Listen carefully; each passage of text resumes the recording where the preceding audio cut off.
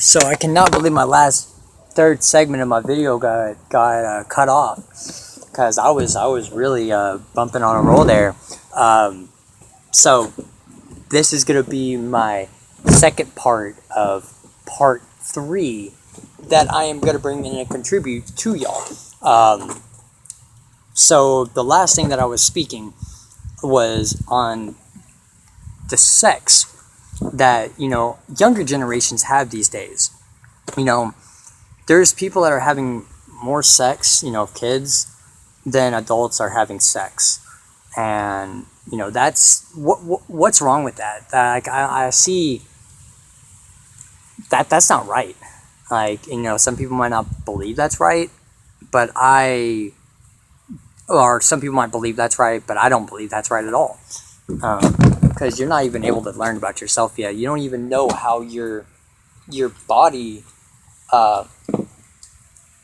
is developing yet. You don't even know, you haven't even made it into 8th grade. You haven't made it into high school. You haven't made it into college. Like, why ruin your life just like that? And, because you can turn up 14 and pregnant, 12 and pregnant.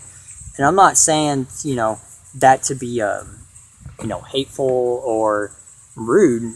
That's just to show the reality that we are actually, living in now. Because we're living in the age of technology. This is the new millennium. This is the new age, which technology starts overpassing the human concept of mind, body, spirit, our own thought process, I guess. We got so many different things in the world right now, as we speak, that is altering the human mind. It can be anywhere from drugs, steroids, alcohol, pornography, video games, television shows, movies. I might have said that one already. People that we meet that we know are bad influences in our life, and we stick around that because we don't either want to get hated on, because we don't want to live that same way that they're living. No, yes, no. I hang out with all sorts of people.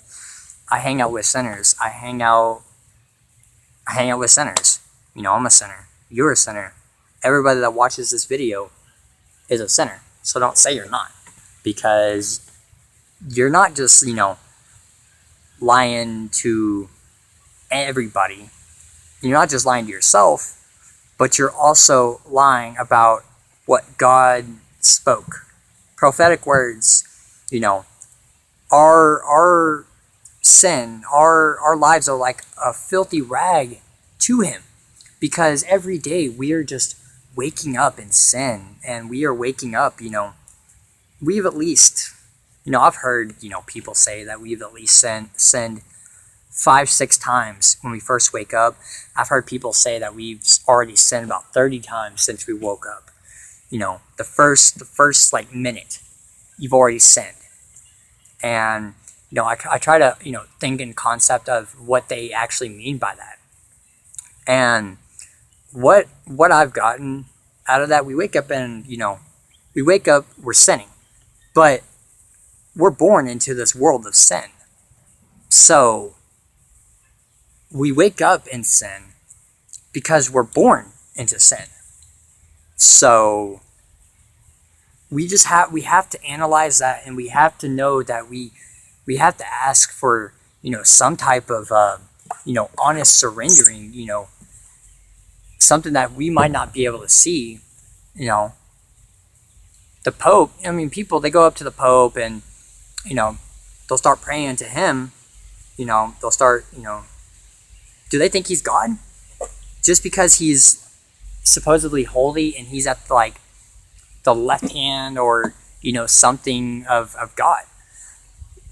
Well, if anybody wants to look this up, be my guest, because I'm about to completely pull Pope Francis under the bridge really fast. And if anyone doesn't believe me, all you have to do is just look up Pope Francis, Philadelphia, 2015. And you can just recite back into the Bible and find this verse exactly, guys. All right, so this is how real this game is, and how real and how strategized every piece of the pawn has been played and been moved to go and attack the rider, or to attack the queen, or to attack the king. Everything has been strategized and plotted for years and years and years to come. So, when Pope Francis came up to Philadelphia, okay, well, hold on. First, he spoke at Congress, which no pope ever has ever done that, and no pope has ever gave a national, his own agenda, speech, especially to our state of Congress. And so, whenever he was doing that, he said, "I come in my own name." I'm coming to y'all as Pope Francis. But the thing is, he didn't come for God. He didn't come in, he didn't come in the name of, God. He came in his own name. When Jesus was speaking at the synagogue and speaking, was it to the Romans, or was it to the Philippians or the Corinthians?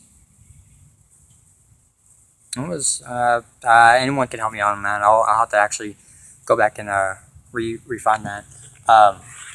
But he said, "I come to you in the Father's name. I come to you in my Father's name. I don't come in my own name. But a person who comes in his own name is not coming in the Father's name."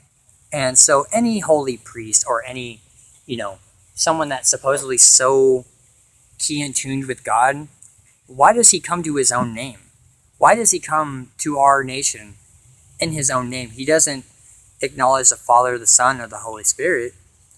He's acknowledging him, and that he is the one that is sharing this, not God. So anybody can find that, and that can give me some publicity and, probably some hate. I don't care. I will love it. Man, I had, guys, that video that I made before, I said something in there that I cannot, get back, because now that it's already been said, there is no way I could take it back. And I can say that again, because that was just too prophetic. That was too good. If anyone's hurting, guys, you do know that you're not alone, right? If anybody is hurting through depression, anxiety, animosity, or, suicidal thoughts, or drug addiction, or alcohol, or, anything that is, knocking down our physical body, also our spiritual body, there is a person we call for that, and that person's name is Jesus. And guys, I speak about Jesus a lot, and I'm gonna do that for ever and ever and ever, because God is the way, the truth, and the life.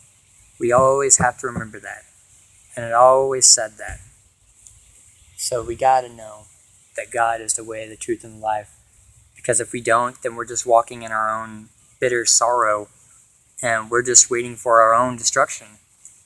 But if we're staying, honest to,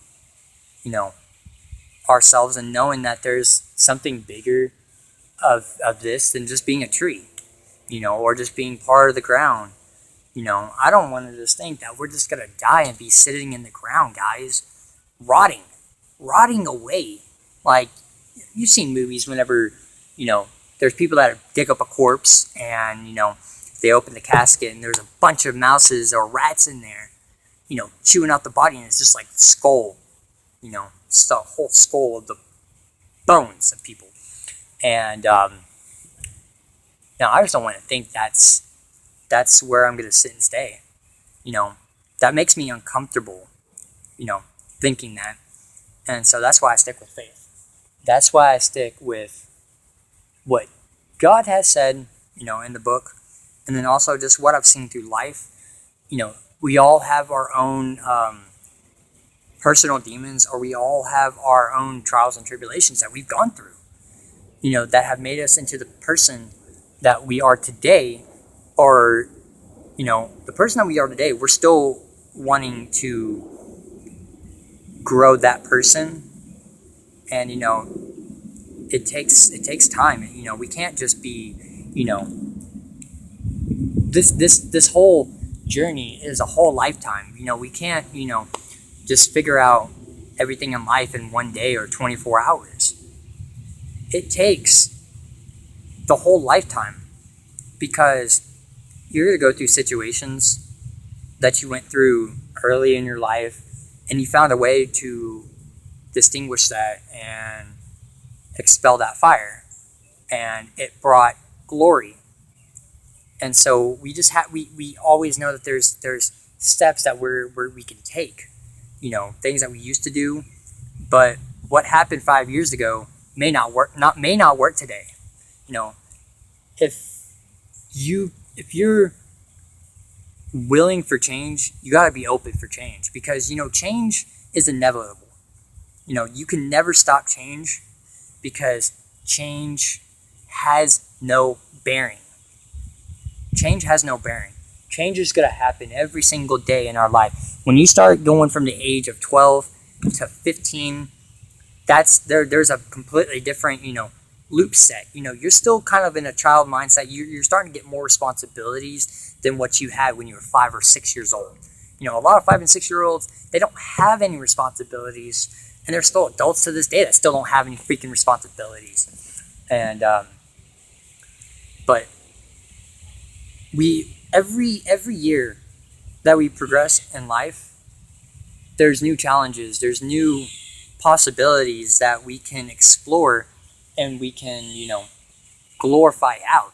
And we can bring the best of it, or we cannot worry about it at all, or we can just go completely downhill and completely shun away from that good intention that is being thrown to us, because we all have a road. You could take the road going left, or you can take the road going right. I'm gonna stick to the road going right, because it's the right way. Right is right and left is left. So, guys, see what I did there? Yeah, I was just being clever and funny. But there's no funniness intended in any of this I'm speaking.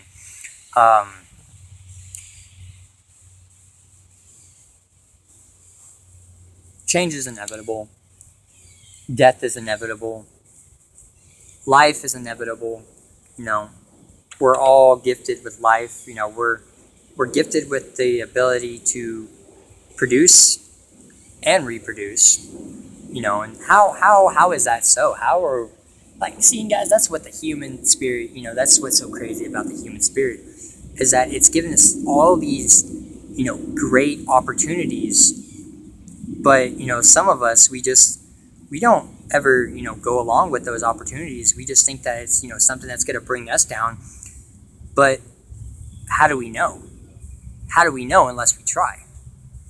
Because if we don't even try, then we just may never know, and we may be sticking in the same loophole that we've been going since 3rd grade, just repeating that same pattern, So I just think, crud, I actually just forgot my word I just said. So now people are going to hear that and be like, okay, well, cool. And I just want y'all to know that I hope you guys, hear this.